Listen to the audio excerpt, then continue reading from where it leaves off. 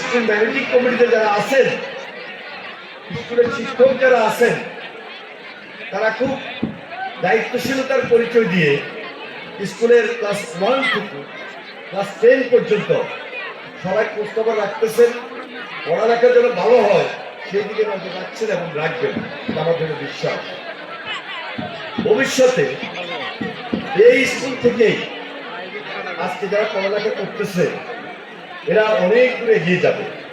এরা এই প্রজন্মের, এই যুগের ছেলে মেয়ে। আমরা যারা ছোটবেলায় পড়ালেখা করেছি ওদের মতো আমরা যখন সেই প্রাইমারিতে যেতাম, হাই স্কুলে ক্লাস করতে যেতাম, তখন আমরা সবসময় পড়ালেখার পাশাপাশি খেলাধুলায় কখনো অংশগ্রহণ করি। সেটা ফুটবল বলেন, তখন ক্রিকেট খেলা বলেন, ব্যাডমিন্টন খেলা বলেন, এবং স্কুল শেষে প্রতি সপ্তাহে একটা বিতর্ক প্রতিযোগিতা হতো। আমাদের সময় বৃহস্পতিবার বিতর্ক প্রতিযোগিতাটা হতো।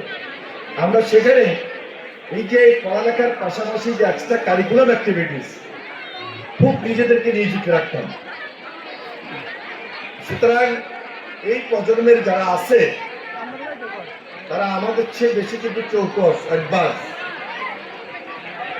এবং আজকালকে যে সামাজিক যোগাযোগ মাধ্যম, তারা স্কুলে পড়ালেখার পাশাপাশি এই এক্সট্রা কারিকুলাম অ্যাক্টিভিটিস বা স্পোর্টস যেটা আছে, সঙ্গে সঙ্গে দুই কথা বলে স্মার্ট এই মোবাইলে সামাজিক যোগাযোগ মাধ্যমে ছেড়ে দেয়। এরা কিন্তু বেশি দেখতে চায় না। 30 সেকেন্ড দেখে, মানে 40 সেকেন্ড দেখে, 50 সেকেন্ড দেখা হয়। ওই যে বড় রচনার আকারে বড় অনেক কিছু বলবে, লিখবে, এরা কিন্তু এটা একটা বিশ্বাস না। সময়টা তারা